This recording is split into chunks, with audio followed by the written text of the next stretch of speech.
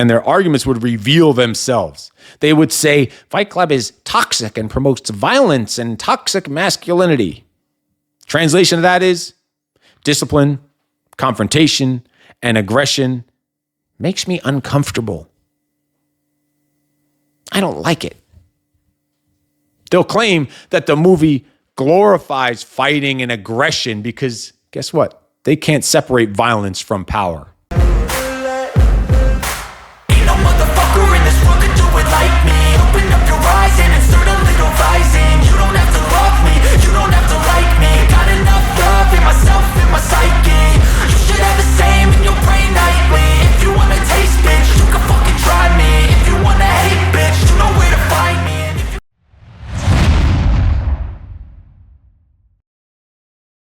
How does Fight Club connect with the state of masculinity in 2025? Like, what lines up, what clashes, what lessons still hold true, what's shifted, what's different, what makes sense? And before diving into it, let's say, what does masculinity really look like in 2025? There's economic and emotional pressure. Many men say their identity is tied to being providers. There's economic insecurity, job uncertainty, inflation, cost of living, all that shit is a big stressor pushing men to feel like they're failing if they can't deliver. Think of how that ties into the explanation we just gave about the whole idea of Fight Club, the whole meaning of Fight Club. What about isolation and mental health? We're talking about just the modern state of masculinity. Nothing about the movie here just for a second. Isolation and mental health. A lot of men report feeling unseen, misunderstood, lonely. They have no emotional support. There's a stigma around vulnerability and a fear of showing or admitting weaknesses. And there's norms that are destroyed about men, about the just traditional masculine norms which are now frowned upon about being powerful. And they're supposed to be more vulnerable and show your feelings and be more feminine. Then there's cultural conflicts and redefinition of what even a man is and arguments over men and women. Are you fucking kidding me? There's tension between the old norms and the new ideals. Some men are cling to the old hyper super Tyler Durden type of masculinity, while others are experimenting with this nameless man and the real masculinity, which is strength and stoicism and control and dominance, is looked down upon these days. So how does Fight Club fit into the 2025 masculinity? Like, how does it tap into it? How does it fit in there? What does it teach men in 2025? All right, confront your inner chaos and don't rip off the mask. Don't buy into the mask. The pressures of expectation, that's success and being a provider, demand a mask, but the mask demands energy. And at some point, the mask might become your identity. Like he was becoming Tyler. You must know what's under the mask, the fears, the desires, the anger, the darkness. Facing and integrating those is what gives you the strength.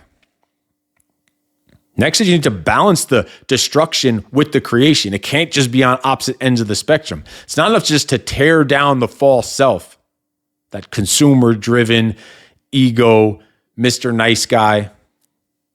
You can't just tear down the false self. You have to build the real one with purpose and community and discipline and connection. The collapse might be followed by building, but it can't be just destruction. And then I think what the movie gets a strong point of it is, and how it connects to what men need now in 2025, is forging a real solid brotherhood with purposeful leadership. Isolation is killing men. The brotherhood in Fight Club was rough and brutal, but at least it was real, and it was a brotherhood and a connection and a bond. Today's version might be a little less violent, but mentorship in groups and training and jujitsu, sparring, punching each other in the face, that hasn't changed. It's needed now more than ever.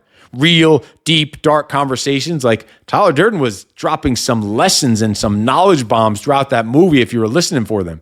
He wasn't just this savage all the time. He was dropping bombs to the faceless man nonstop. He was like his personal development coach hidden in darkness.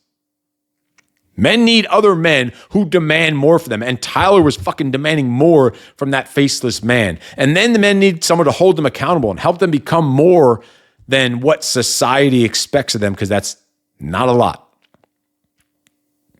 Next ways where Fight Club integrates into 2025 is rejecting perfection, embracing some vulnerability with responsibility. Being masculine doesn't only mean stoic and strength and unbreakable. Like, you're allowed to be vulnerable at the right person at the right time to the right degree, not just walking around like a little boo-hoo, poor little me. But it's also not an excuse for victimhood or to blame other people. That's what current men do nowadays, why they need to go and take a look at this movie. Vulnerability should only be a tool for growing as a man, for maturity. Own your shortcomings, your pain. Use them to grow rather than to collapse into resentment and blame and bullshit and fucking excuses. Like Fight Club in 2025. That's what this should just be called. This is just Fight Club in 2025. Fight Club is more relevant now than ever. Society is screaming for real men like that, authentic, purpose-driven men. Real confrontation with themselves, not just masks and bullshit and hiding out. The pressures of men need to be overcome and dominated. The film's warning, the movie's warning that unrecognized pain builds extremism and dissolves your identity. It's an urgent freaking warning to the man of 2025. The core energy of it, the idea, there need maybe healthier channels than bashing each other's head on concrete, but not that far off when me and my son are sitting there this whole weekend punching each other, kicking each other, choking each other, along with our friends and rest of our family. That's leadership over self. That's controlling your emotions, not just fighting for destruction. And then the modern day arguments against Fight Club, like the weasels, the woke little fucking weasels of the day of 2025, the modern day arguments for weak, woke, soft men in 2025 against the lessons that we're talking about in Fight Club. I want to dig into those. Like the kind of perspectives and questions that separate those who get the point of Fight Club from those who are still asleep inside, basically from the 2025 versions of the nameless little puke. The weak, modern, woke, soft men, the 2025 edition of that nameless man, would push back against Fight Club's lessons. And their arguments would reveal themselves. They would say, Fight Club is toxic and promotes violence and toxic masculinity. Translation of that is, discipline, confrontation, and aggression makes me uncomfortable. I don't like it. They'll claim that the movie glorifies fighting and aggression because, guess what? They can't separate violence from power. They see masculinity as dangerous instead of directional. They'd rather dull men down than teach them to master their power and use it as a fucking superpower to realize their full potential and all the possibilities and opportunities in life. The reality, masculine without discipline becomes chaos. That's the reality. But masculinity without aggression becomes compliance. Fight Club wasn't about promoting violence. It was about confronting the bitch acidness in today's 2025 man. So what else would today's little woke weak little bitches say about the lessons that we brought up from Fight Club in the earlier part of this episode? Men need to be more emotionally vulnerable, not suppress their feelings or act tough. Translation? I equate vulnerability with emotional dumping and weakness, not self-awareness and strength. They'll try to twist the movie's lessons, claiming it discourages vulnerability because men are fighting instead of crying and holding hands and singing Kumbaya. Like in one of those groups that the nameless man went to, and they just sit there and cry and hug and accomplish absolutely fucking nothing.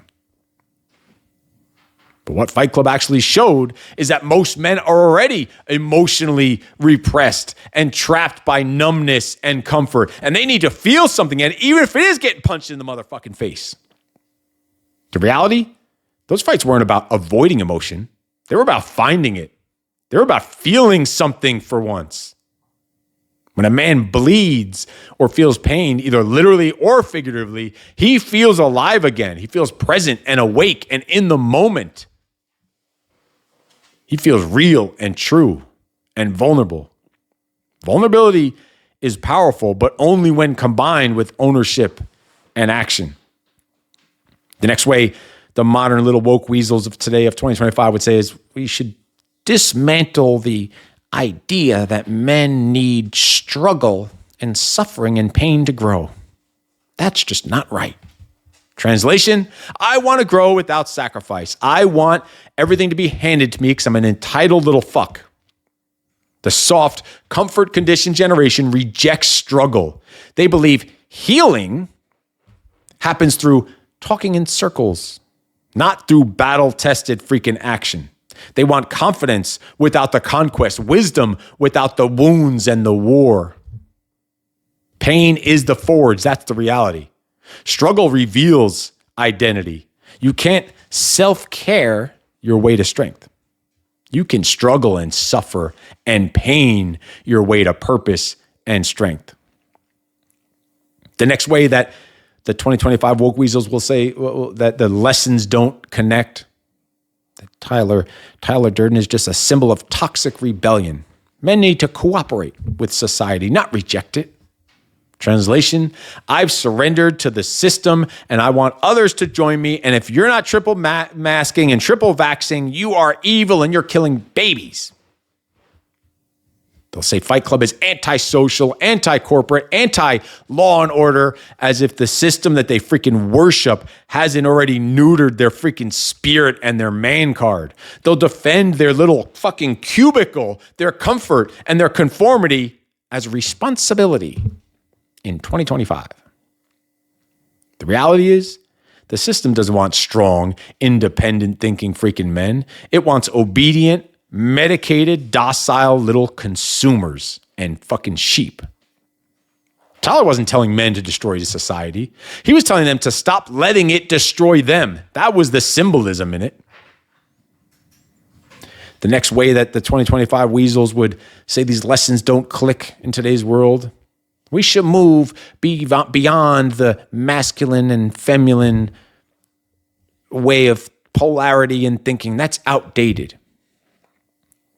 Translation, I've lost my power as a man.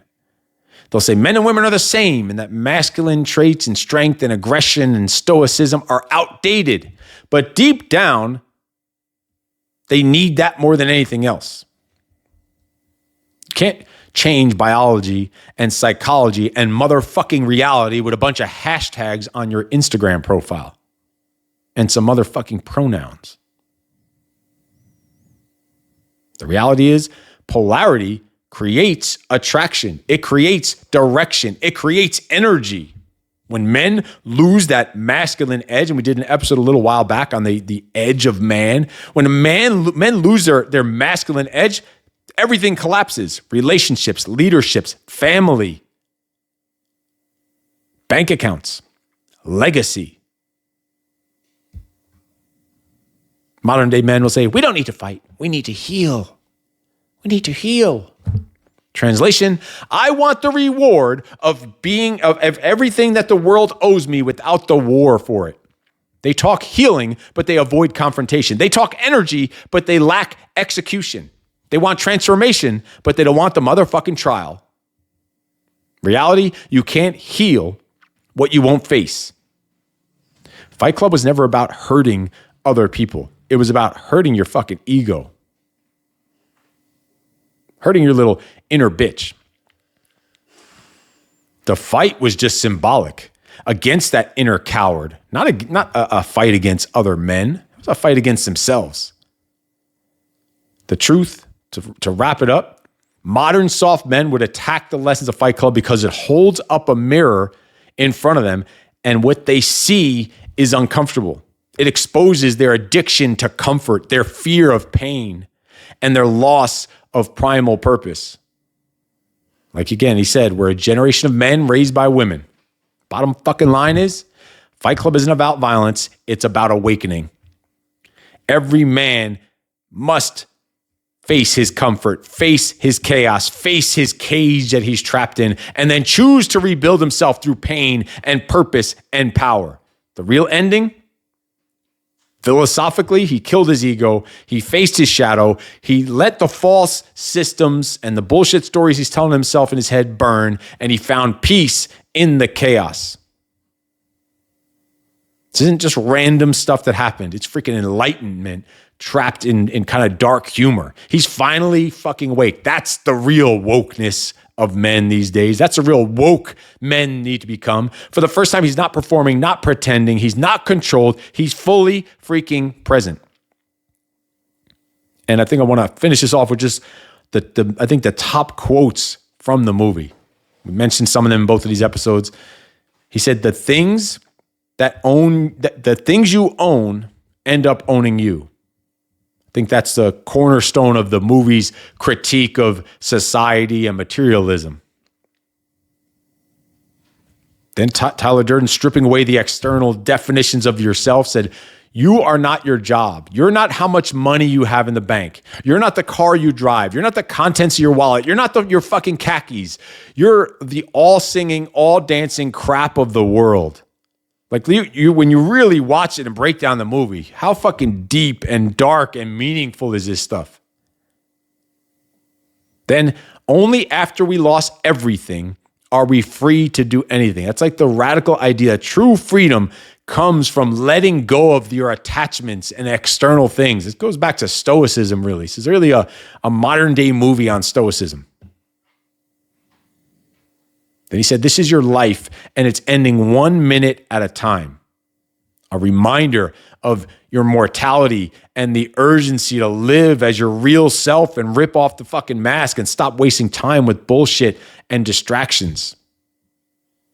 Then he said, we've all been raised on television to believe that one day we'd all be millionaires, movie gods, or rock stars, but we won't. And we're slowly learning that fact, and we're very pissed off because we get disillusioned and unfulfilled about the bullshit that you see on the fucking internet that 99% of it is fake shit. Now it's even literally fake, like AI, if it's not someone just pretending. Like these are the real lessons and the real meanings of Fight Club. Because again, Fight Club is not about men punching each other in basements.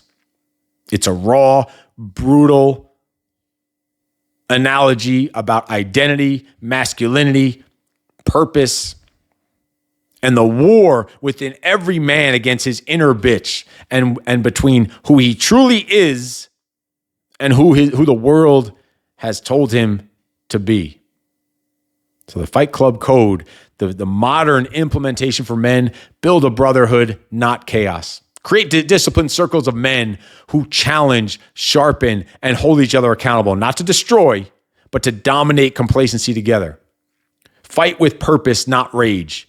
Channel your aggression into creation, fitness, and business, and leadership, and fatherhood. Don't break things. Fight to build something worth freaking bleeding for.